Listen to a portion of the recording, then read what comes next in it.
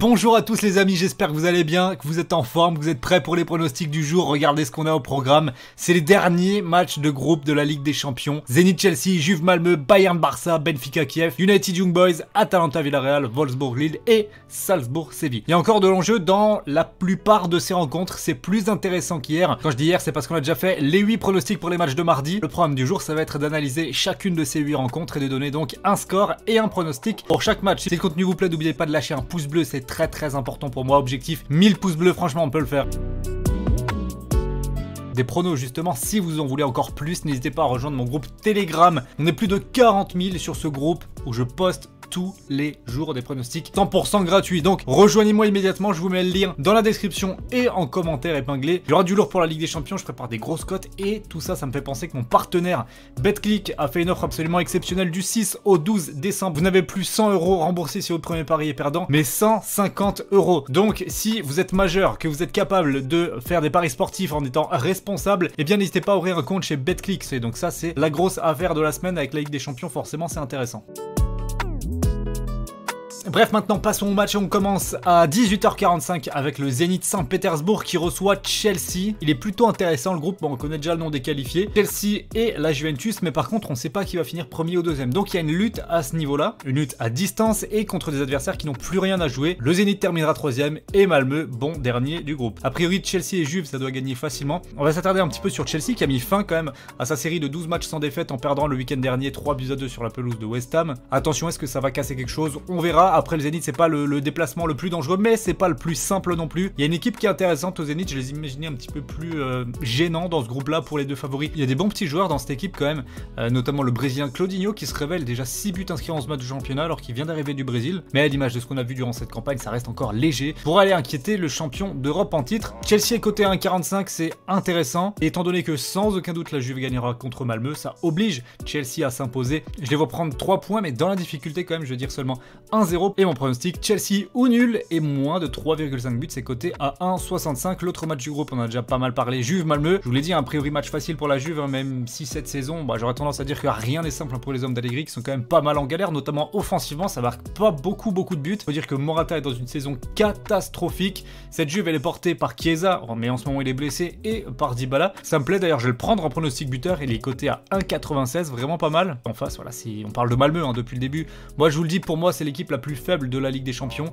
Résultat, ils ont marqué qu'un seul but, ils en ont encaissé 13. Le suspense me paraît modéré, je vais dire 2-0 pour la Juve et donc Dybala buteur, cote à 1,96. On passe à 21h et au gros, très gros morceau de la soirée. Le Bayern qui reçoit le Barça. Alors on parle d'un énorme choc quand même, mais faut pas oublier que dans ce choc, le Bayern est déjà qualifié, sûr d'être premier, a pas mal de joueurs blessés ou Covid, donc franchement c'est une équipe du Bayern assez décimée qui va se présenter contre un Barça qui a absolument besoin de gagner pour se qualifier. Il y a un énorme suspense dans ce groupe parce que la lutte entre le Barça et le Benfica va faire rage pour la seconde place. Si le Barça gagne, ils seront qualifiés automatiquement. Par contre, tout autre résultat les mettra en grand danger et ça dépendra de la perte de Benfica à domicile face à Kiev. Autant dire qu'il va falloir aller chercher des points et des buts sur la pelouse du Bayern. Mais dans son histoire, le Barça n'a jamais gagné contre le Bayern à Munich. Pour les Blaugrana, on connaît le contexte. Koeman a été viré, Xavi est arrivé. Il y a eu un petit enthousiasme, un jeu quand même qui s'est amélioré. Mais résultat et bilan des courses, c'est une défaite le week-end passé à domicile face au Betis 1-0. Offensivement, il y a quand même beaucoup de difficultés à convertir les occasions, les situations dans la surface adverse.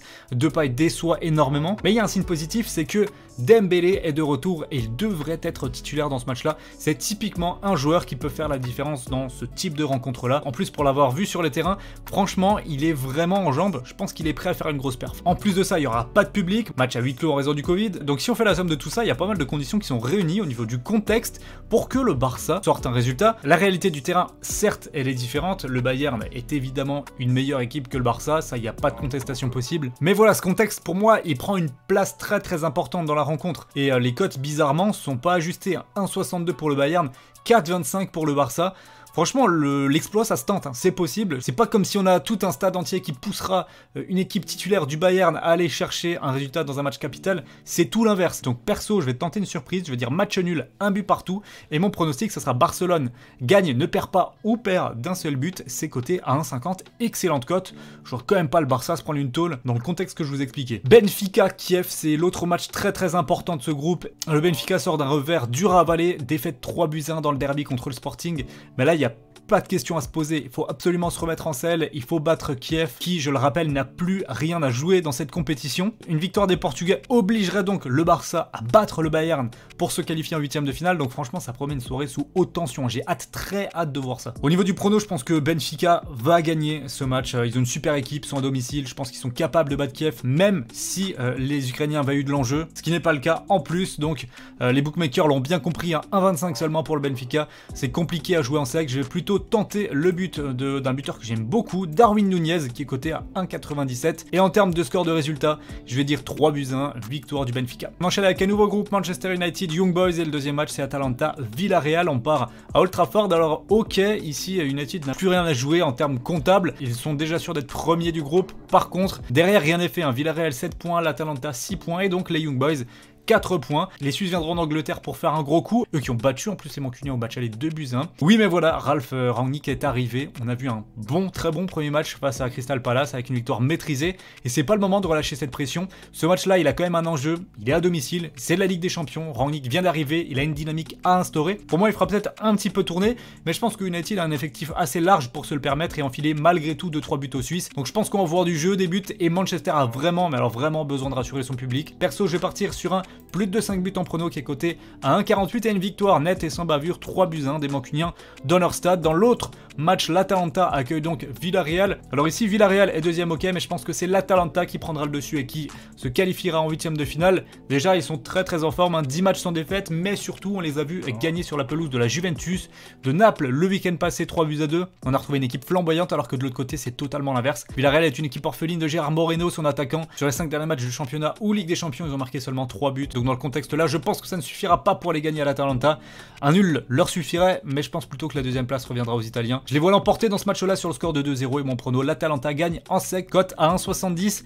Dernier groupe, et c'est celui de notre club français, le LOSC qui se déplace à Wolfsburg. Salzbourg reçoit Séville. On va d'abord aller en Allemagne, hein, avec donc un contexte favorable, très favorable aux Lillois. Même si tout est encore possible dans ce groupe, Lille est en tête avec 8 points, suivi de Salzbourg 7 points, Séville 6 et Wolfsburg 5. Ce qui est bien, c'est que Lille est déjà sûr de disputer au moins l'Europa League, ça c'est acté, mais là il y a un coup royal à faire en cas de victoire, et même peut-être avec un nul selon le résultat de l'autre match. C'est la première place du groupe, et ce serait une opportunité absolument géniale d'attraper un huitième de finale, peut-être abordable, donc il faut tout donner. Le LOSC est dans une bonne période, invaincu depuis 6 matchs, ils doivent en profiter, surtout que du côté de Wolfsburg c'est totalement l'inverse.